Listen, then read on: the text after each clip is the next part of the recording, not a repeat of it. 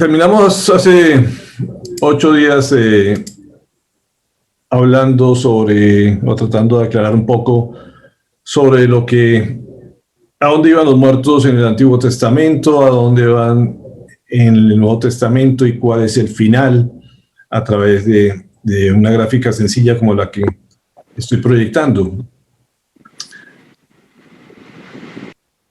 Así que esto es un recordatorio de hace 8 días, son los destinos, como decía, hay dos caminos y solamente dos destinos donde puede ir la humanidad.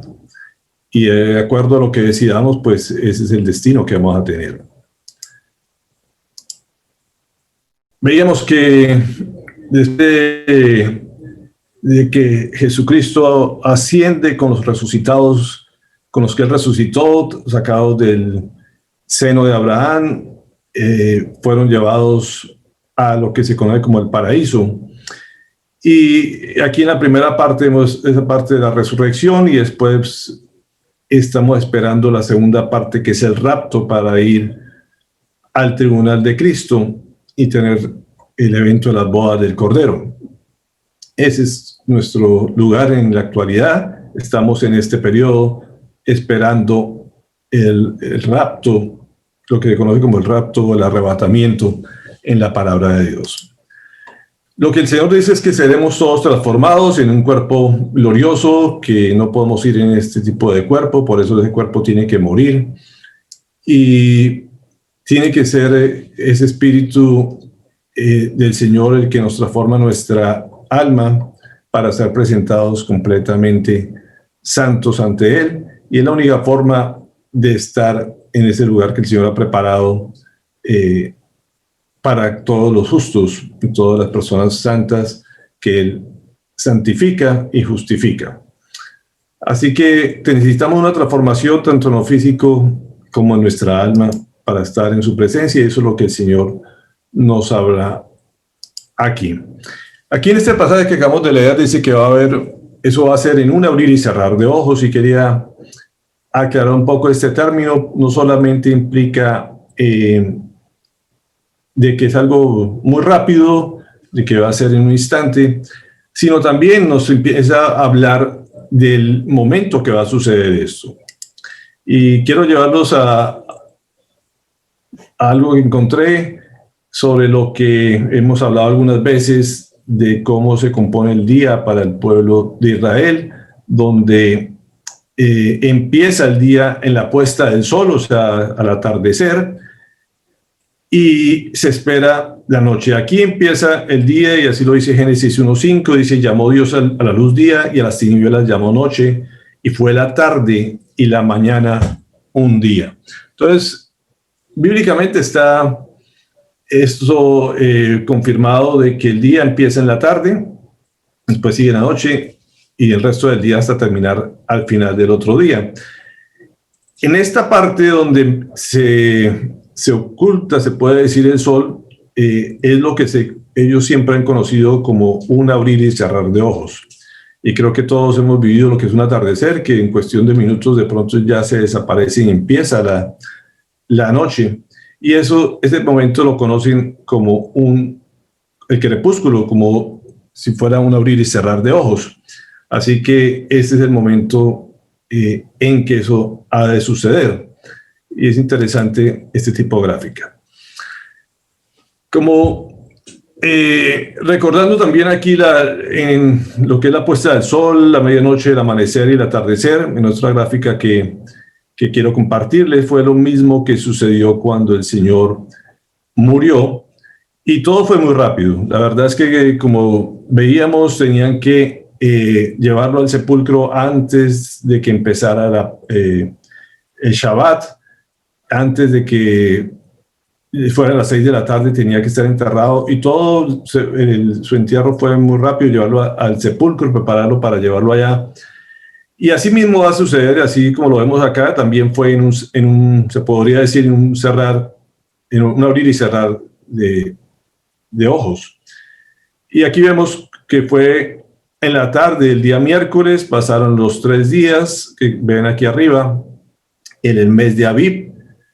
Eso estamos hablando de que es en la época entre marzo y abril, ese es el mes de abril, y Él resucita también en un abrir y cerrar de ojos al final de la tarde de el Shabbat, terminando el Shabbat, donde se empieza el nuevo día.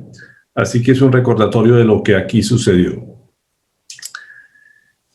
Y este versículo nos habla del final del shofar, el final de la trompeta. En ese momento dice que no todos los cristianos habrán muerto, o sea, hay gente que no va a pasar por la muerte, que todos vivos y muertos dejaremos todo tipo de corrupción porque tenemos que ser transformados y todos vamos a recibir una vida inmortal, tanto los que resucitan primeramente, salen de las tumbas, y después los que estén vivos en ese momento. Sin embargo, aquí hay una palabra que para mí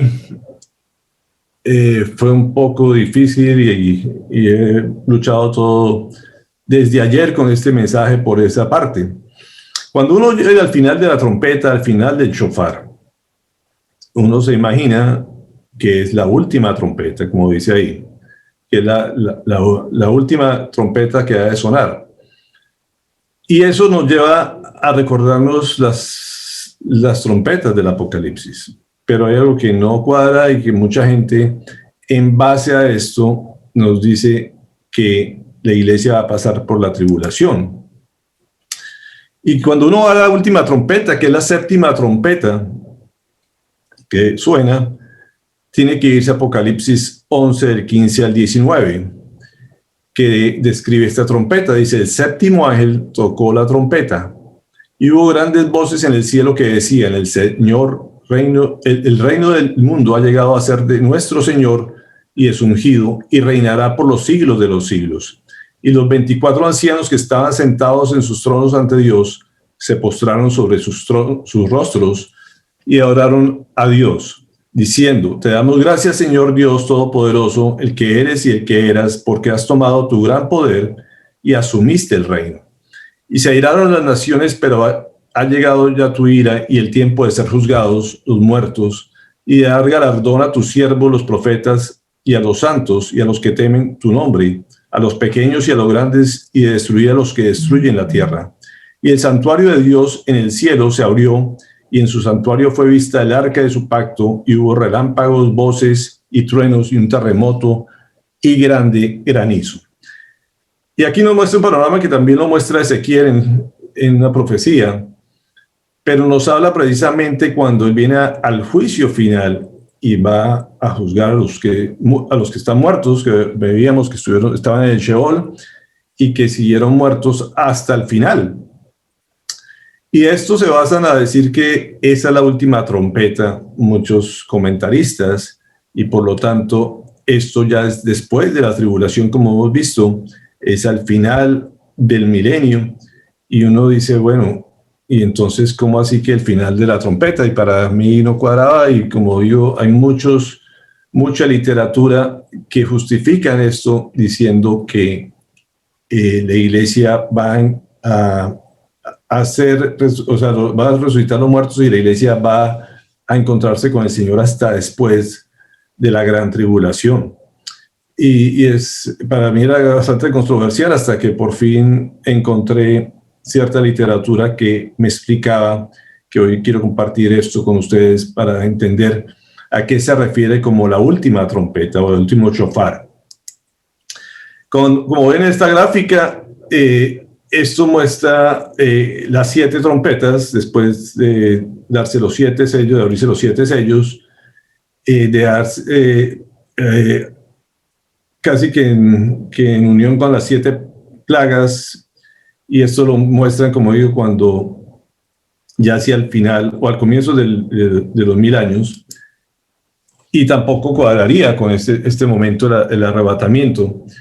Aquí hay otra gráfica donde nos muestra lo que es el periodo de la tribulación, y vemos el arrebatamiento, que es lo que siempre hemos creído, de que el arrebatamiento va a ser antes de esta tribulación, y la segunda venida del Señor va a ser en 2 fases, una cuando nos encontramos con Él, su iglesia en las nubes, y otro cuando ya venga a reinar en ese milenio. Pero en este proceso están las trompetas, que es lo que les decía, y entonces uno dice, pero no cuadran las cosas si es al final de la trompeta.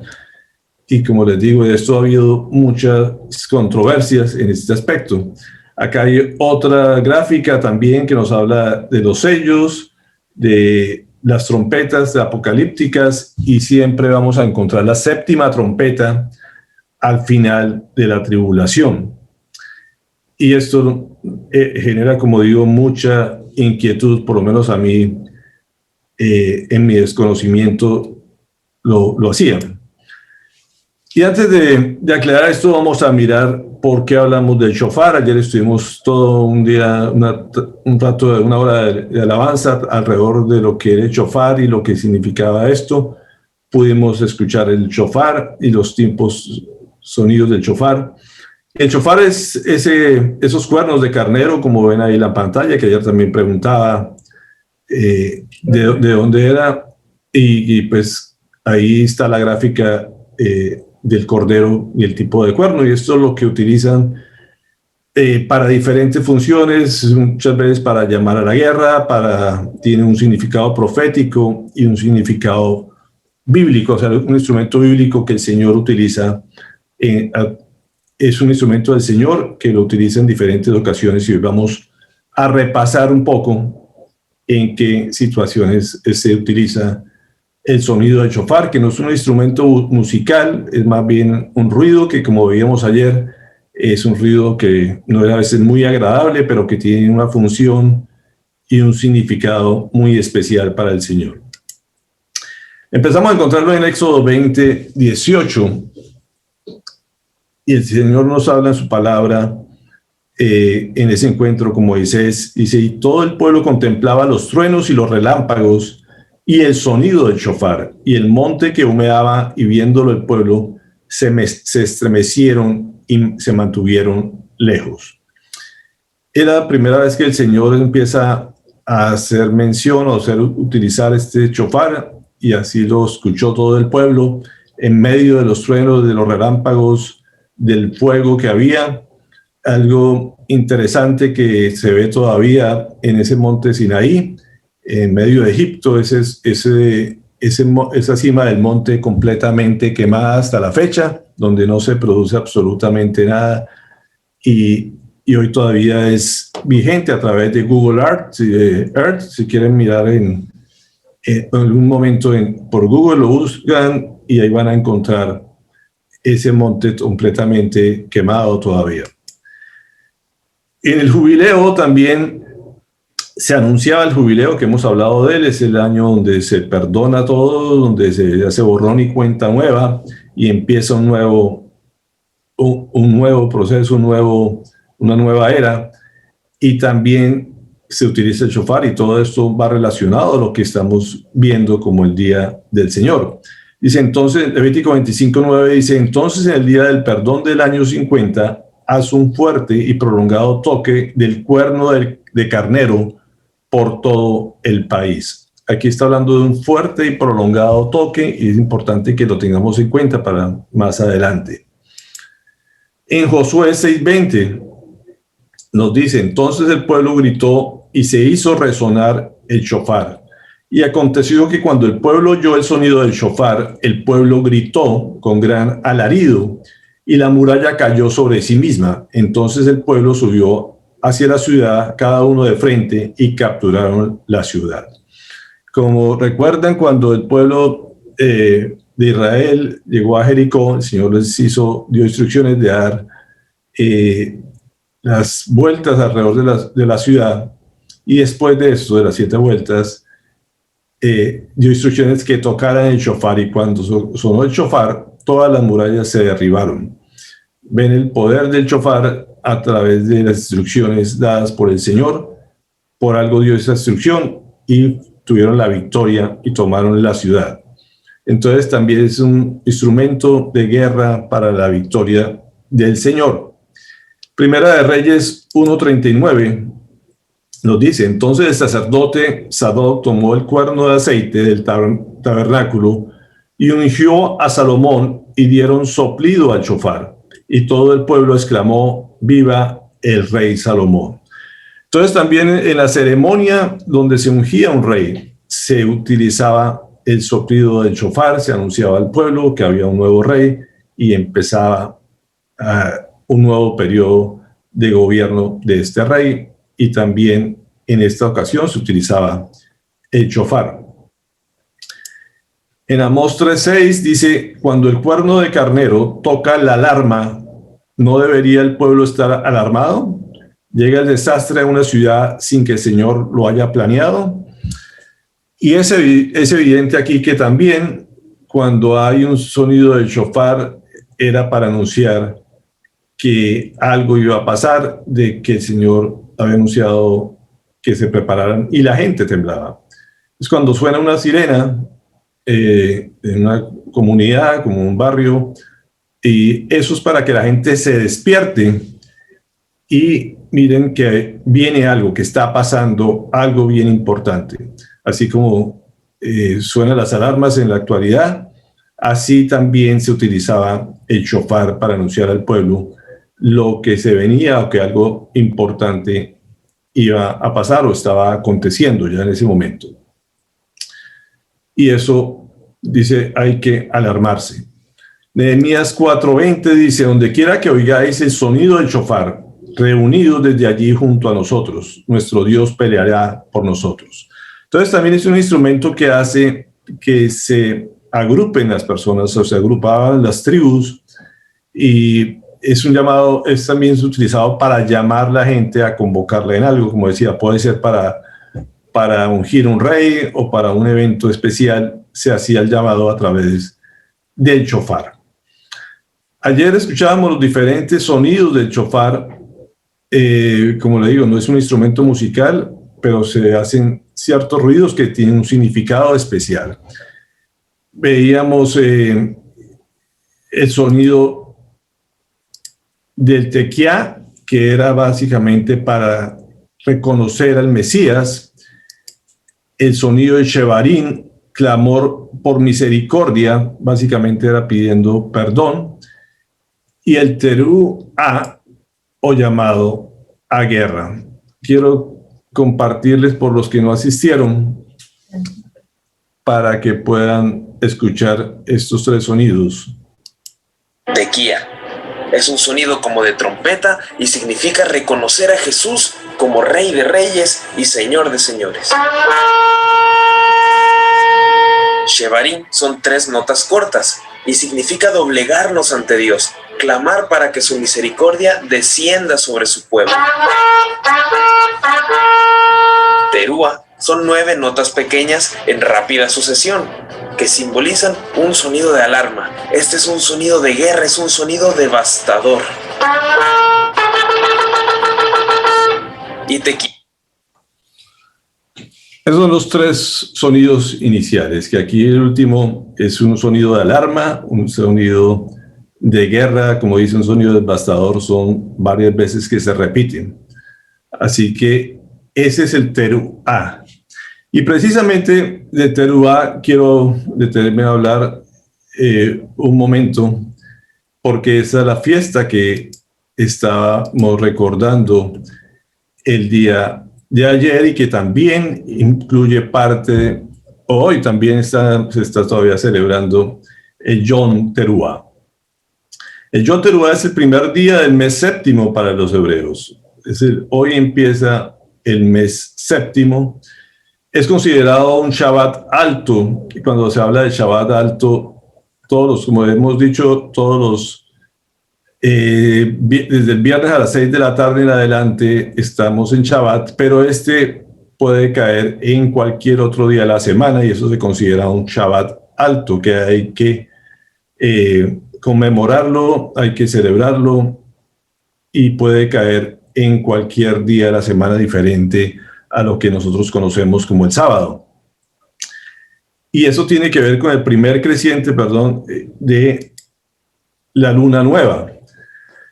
Esto es bien importante, bien clave en toda la enseñanza, porque el primer creciente de la luna nueva no se sabe ni en qué día cae ni a qué hora cae. Y creo que todos nos recuerda cuando precisamente dice que Él vendrá como ladrón en la noche y que nadie sabe ni el día ni la hora. Ese es un día que, como depende de la luna, no hay todavía nada cierto en qué día va a caer. Por eso se celebra durante 2 días o se conmemora esperando la salida de la luna o el creciente de la luna. Y también se conoce como el día donde se abren puertas. El único día que se abrían las puertas del templo era la fiesta del primer creciente de la luna.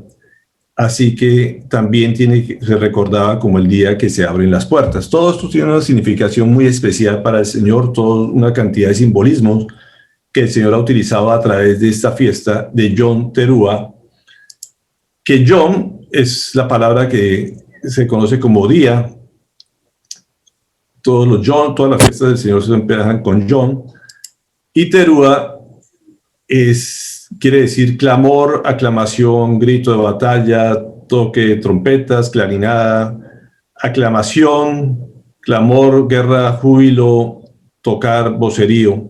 Todo esto siempre iba unido a un clamor de la gente, a una gritería de la gente por gozo, y también era muy común que cuando sonaba el shofar la gente no solamente hacía sonar sus shofares, sino que también clamaban y gritaban, y básicamente era un grito también como de batalla. Y esto fue lo que hizo también el pueblo cuando llegó a Jericó. Entonces no solamente se toca, sino se grita también con sus voces. Y eso está estipulado esta fiesta, el Yom Teruah, o el día del shofar, en Levítico 23-24, donde dice: hablad a los hijos de Israel y diles, en el mes séptimo, el primero del mes, será para vosotros de solemne reposo, una conmemoración al son de trompetas y una santa convocación. Así que esto fue lo que el Señor estipuló, que se hiciera en forma perpetua esta celebración, y es una de las fiestas más celebradas, más conmemoradas dentro del pueblo de Israel, y que la iglesia debiera también hacerlo de la misma manera, reconociendo la significancia de este día tan especial para el Señor. Cuando vemos la menorá, nos representa también las fiestas que tiene el pueblo de Israel. Como hemos hablado ya en oportunidades anteriores, las 4 fiestas de primavera están representadas en la Pascua, en los panes sin levadura, o los primeros frutos, y las primicias. En esta Pascua fue cuando el Señor fue crucificado, las fiestas sin pan sin levadura, cuando el Señor fallece, y las primicias cuando aquí fue sepultado, y las primicias cuando Él resucita. Y las siguientes, Pentecostés, que son los 50 días después de esa resurrección.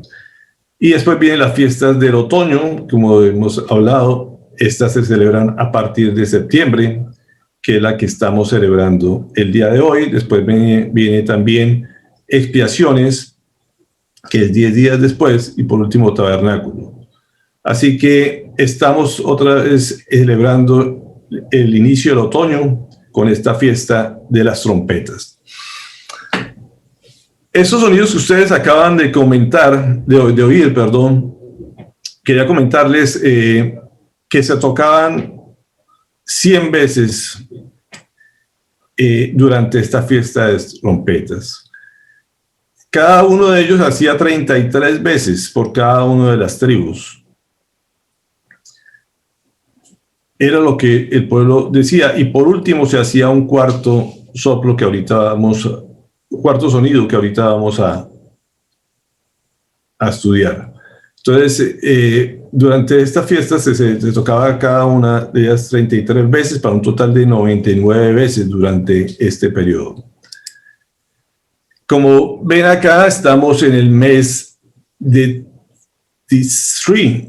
Básicamente es el mes que es el primer día, y es lo que estamos celebrando desde el día de ayer, que este año cayó el 17, el 38 y el 19 del mes de Siri.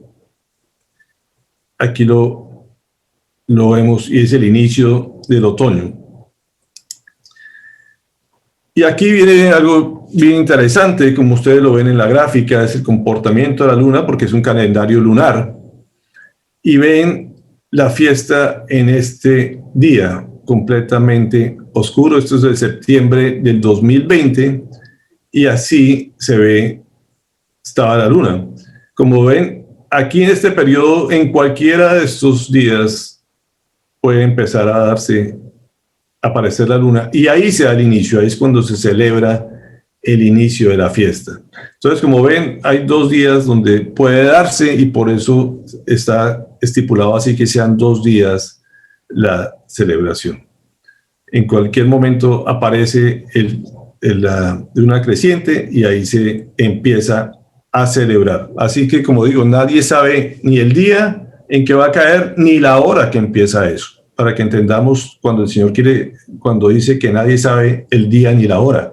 A eso se refiere precisamente, porque para los hijos de Dios debe ser claro que debe el Señor venir o arrebatar a su iglesia en el día de las trompetas, porque Él mismo lo ha establecido así.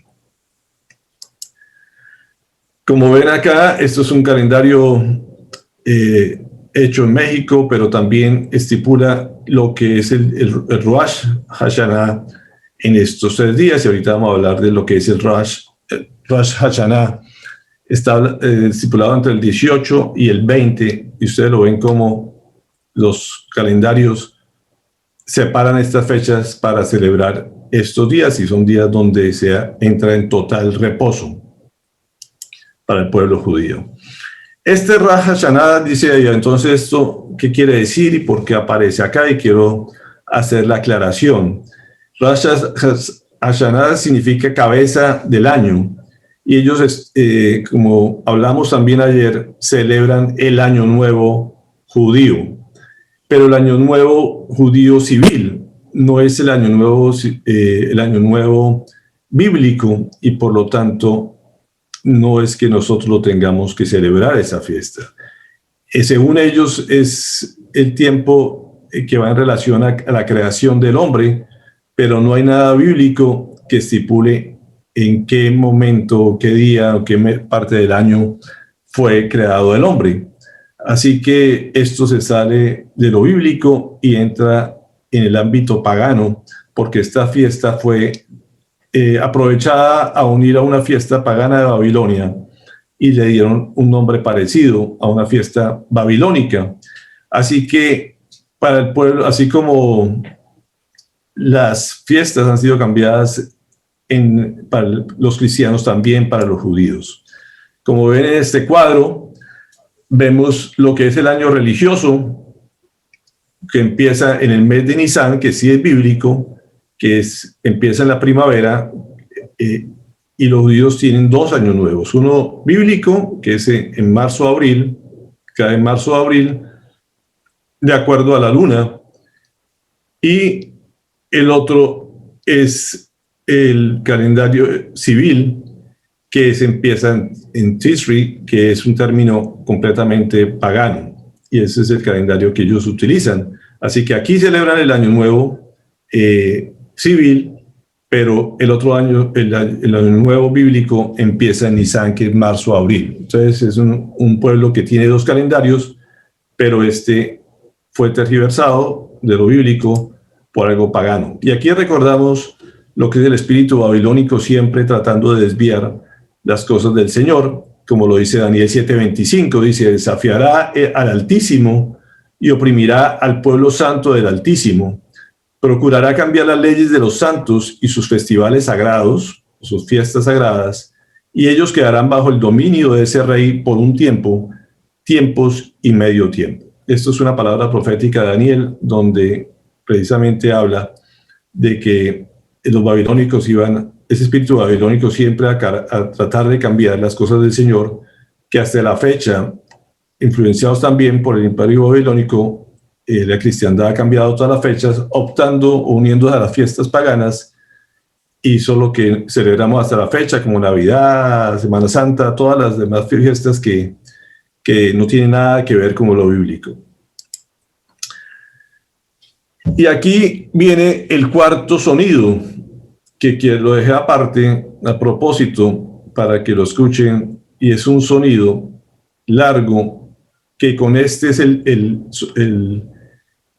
el sonido 100 que les hablaba. Son 100 veces que se repite estos sonidos, 99 tenían que ver con los otros 3 sonidos, y este es el último y la última trompetada, y a esto se refiere el Señor como la última trompeta. Kiagadola es una nota mantenida al máximo, sin corte alguno, y significa la voz de Dios llamándonos al arrepentimiento.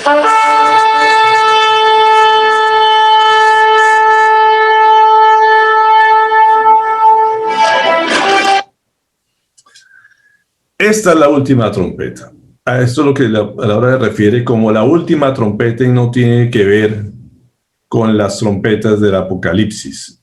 Esta es la conocida dentro del pueblo de Israel como la última trompeta, que era ese sonido largo donde se llama el arrepentimiento. Entonces, dentro de las fiestas de las trompetas, como les digo, se toca 99 veces el otro sonido, y la última trompeta es este sonido donde se llama al arrepentimiento. Esto es lo que pude encontrar como la última trompeta, y eso es lo que se refiere ahí, y no tiene nada que ver con lo que habla también Mateo 24, porque cuando uno ve esta trompeta de Mateo 24 también ve lo que ya es al final del periodo de la tribulación. Así que esta es precisamente donde el Señor llama al encuentro con él de su pueblo arrepentido. Y es un sonido de alarma, como decíamos ya, y el que se quedó, y es para que todo el mundo lo escuche. Esto tiene que ver también con algo que fue lo mismo sonido que utilizó para los encuentros con el hombre, y lo utilizó en Éxodo 19:19 con Moisés. Dice: el sonido del shofar se hacía cada vez más fuerte, y Moisés hablaba, y Adja Elohim le respondió con el trueno. Jehová descendió sobre el monte Sinaí, sobre la cumbre del monte, y llamó Jehová a Moisés a la cumbre del monte, y Moisés subió.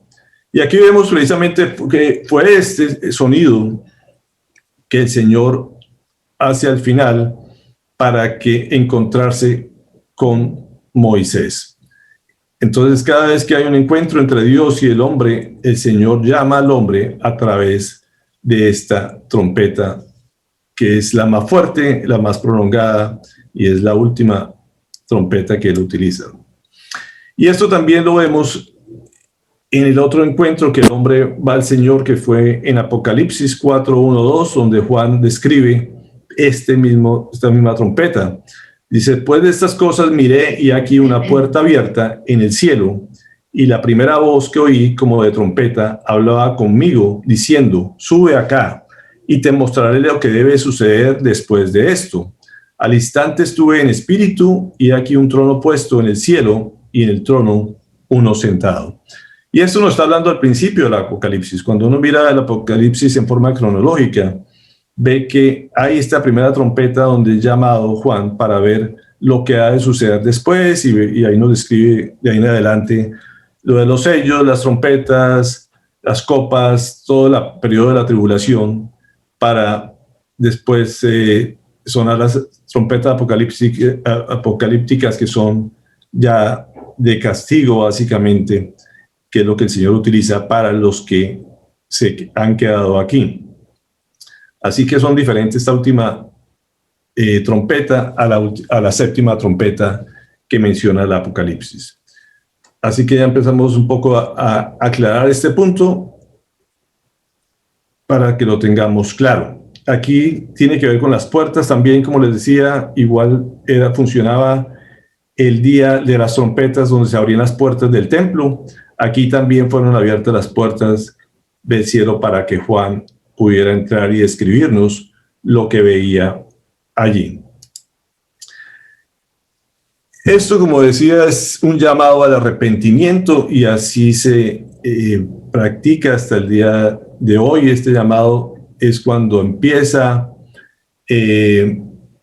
una nueva etapa, un nuevo otoño, y que es la época de recoger también, y es la época donde uno tiene que evaluarse, y son días de aquí a Yom Kippur, que es la fecha de la expiación, que estamos dentro de 10 días, son 10 días que debe hacerse arrepentimiento y revisión, como digo, de todas las áreas, y para estar completamente preparados para ese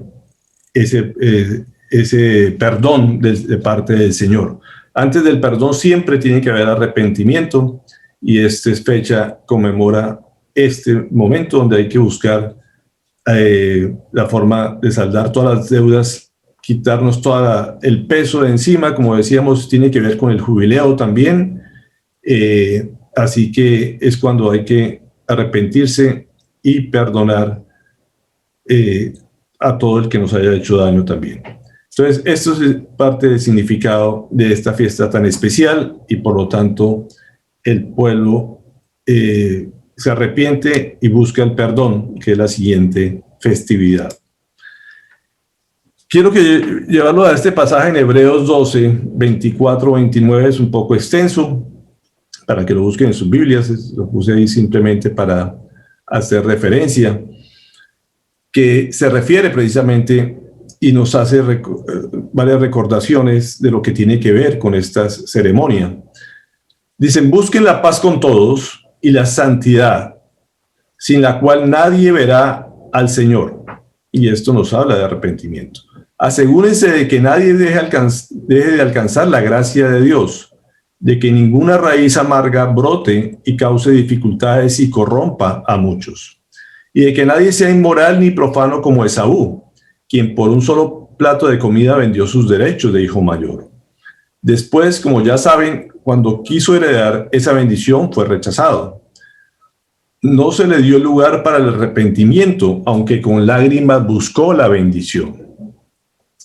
Ustedes no se han acercado a una montaña que se pueda tocar o que esté ardiendo en fuego, ni a oscuridad, tinieblas y tormenta, ni a sonido de trompeta o shofar, ni a tal clamor de palabras que quienes lo oyeron suplicaron que no se les hablara más, porque no podían soportar esta orden: será apedreado todo el que toque la montaña, aunque sea un animal.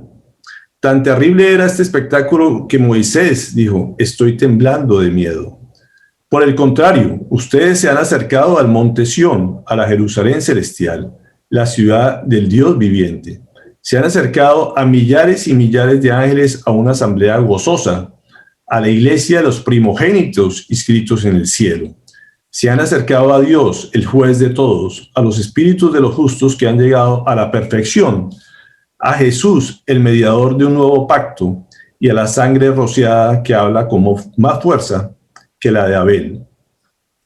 Tenga cuidado de no rechazar al que habla, pues si no escaparon aquellos que rechazaron al que los amonestaba en la tierra, mucho menos escaparemos nosotros si le volvemos la espalda al que nos amonesta desde el cielo.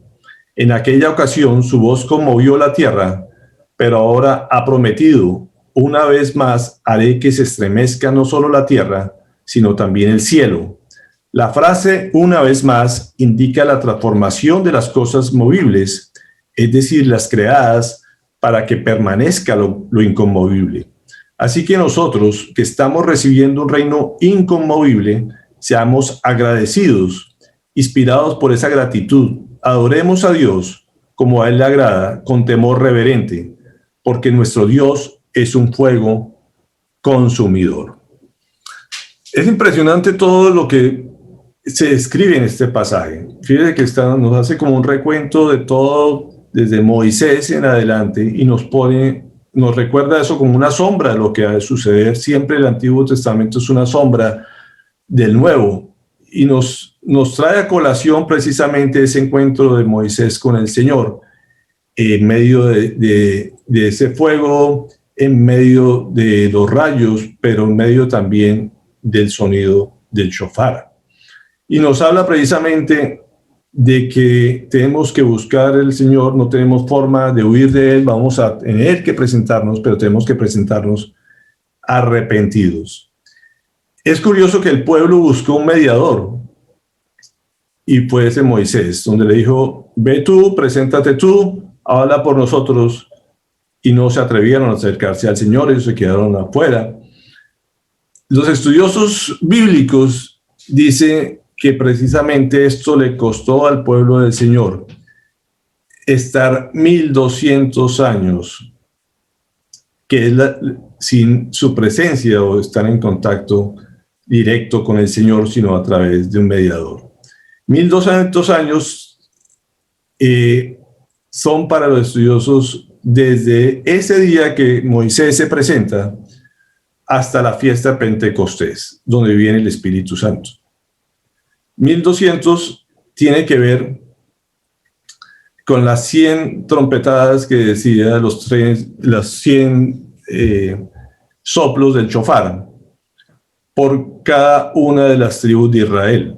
Como les decía, son 100 por las 12, son 1200 que representó para el pueblo de Israel estar sin mediador. Así que el mediador que nosotros recibimos por su gracia fue el Espíritu Santo. Quiere decir que el encuentro con Moisés fue en una fiesta de Pentecostés, en lo que es la fiesta de Pentecostés, y el Espíritu Santo viene como mediador en Pentecostés, 50 días después de que Jesucristo ascendió, resucitó y ascendió al cielo. Así que esto nos recuerda esto y nos recuerda que Dios es un fuego consumidor, que también su ira empieza cuando la gente no se ha arrepentido, y por eso llama al arrepentimiento, porque después de eso es que se viene la ira, se desencadena la ira del Señor, que es lo que conocemos como el periodo de la tribulación. Así que es una fiesta muy importante, muy especial, donde el Señor nos viene a librar de eso y nos da la alarma de que ya se ha acabado el tiempo del arrepentimiento. Primera Tesalonicenses 4, 16, 17 es el pasaje, aparte del que acabamos de leer al principio, de Primera Corintios 15, 52, donde hace referencia a este momento. Y nos dice: porque el Señor mismo descenderá de los cielos con un grito vigoroso, con un llamamiento de los ángeles que gobiernan y con el shofar de Dios, y aquellos que murieron unidos con el Mesías serán los primeros en resucitar. Después nosotros, los que todavía permanecemos con vida, seremos arrebatados juntamente con ellos en las nubes para encontrarnos con el Señor en el aire, y de este modo estaremos siempre con el Señor. Así que animados los unos a los otros con estas palabras. Es el momento glorioso, es el momento que todos debemos estar esperando, donde el Señor viene por su novia para llevarnos a las bodas del Cordero. También es curioso que en el lugar del templo había un lugar público, como digo, que era la parte de afuera de los atrios, pero para pasar al lugar santo era, como decía, solamente se abrían las puertas para una vez al año, y que solamente podía entrar el rey a sentarse en el asiento del rey en ese momento, y se conocía como el umbral. Los comentaristas bíblicos también nos hablan de ese umbral, que es el Señor va a levantar a su novia para pasarla directamente a su presencia, al lugar santísimo, y no va a tocar ese umbral, porque precisamente si ahí se fallaba, pues podía morir también. Así que ese umbral representa que el Señor viene por su iglesia y la lleva levantada para al cuarto principal, si se puede decir así, que es a su presencia al lugar santísimo. Así que esto tiene muchos simbolismos, como ven, hay mucha información que se puede sacar de esta enseñanza. Lo cierto es que es una fiesta para recordarnos siempre ese día glorioso que el Señor tiene preparado para los suyos, para su iglesia. Ese día glorioso que debemos estar siempre anhelando, como les decía, estar donde vamos a reencontrarnos con nuestros parientes en Cristo, los que han confiado en Él, donde tendremos un cuerpo físico nuevo, con todo lo que ello implica. Es un cuerpo glorioso, donde no va a haber ningún tipo de corrupción, no estaremos más afectados por el pecado, ni ningún tipo de enfermedad, no va a haber dolor, y la muerte así va a ser vencida. Veremos a Jesús y estaremos con Él para siempre hasta la eternidad. Esto creo que debe ser de motivo de animarnos, como termina diciendo ese pasaje en 1 Corintios 15, 58. Dice: así que, mis queridos hermanos, manteneos firmes e inmovibles, haciendo siempre el trabajo de Dios con todo el vigor que os sea posible, sabiendo que unidos con el Señor vuestros esfuerzos no serán en vano. Y esa es la invitación. Esta fiesta es recordar ese día glorioso que vamos a estar. Como les decía, hoy puede ser ese día, si no el próximo año, así, cualquier momento, cualquier año el Señor decide venir, y estemos estar preparados y anhelando ese día glorioso, de podernos encontrar con nuestros padres. Si estamos con vida, va a ser un día hermoso, y de lo cual nos debe ser el mayor motivador para seguir trabajando, luchando, para que nadie se quede ese día. Como decíamos, que el día que suene el shofar, sepamos que nosotros, nuestros familiares, nuestros amigos y todo el que podamos va a estar en su presencia en esa fiesta tan especial. Así que cada vez que podamos celebrar este día es para llevarnos al arrepentimiento, de perdonar, de buscar la paz, de buscar el shalom, como cantábamos ayer también, que la paz sea para todo lo que nos rodea, para el pueblo de Israel. Hay que tratar de sanar todo lo que podamos con todos nuestros semejantes, y sobre todo pedir perdón al Señor. La Cena del Señor es una oportunidad que nos da todos los días para hacerlo, pero como les decía, hay días especiales donde el Señor pide que nos arrepintamos, y eso empieza a partir de esta fecha hasta la fecha de expiación, que son 10 días a partir de esta fecha. Así que yo los invito a que hoy empecemos a hacerlo a través de la Cena del Señor, que preparemos la cena y recordemos lo que el Señor siempre nos invitó a hacer. Si ustedes van a Juan 6, les dejo de tarea eso. Miren todo lo que representa el pan del Señor, que tiene que ver con esta celebración también. Para que lo revisen, el tema en Juan 6 es muy interesante, lo quería meter ahorita, pero creo que se alarga mucho y lo pueden hacer en sus casas.